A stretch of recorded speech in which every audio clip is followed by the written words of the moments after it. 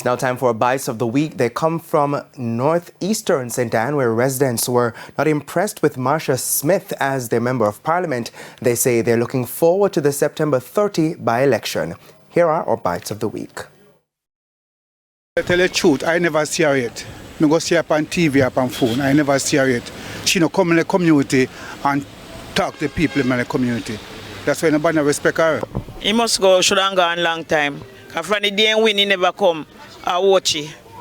I live a watch it. I work, I selling at the market. I never come here yet. Never. Nobody in the market ever see her.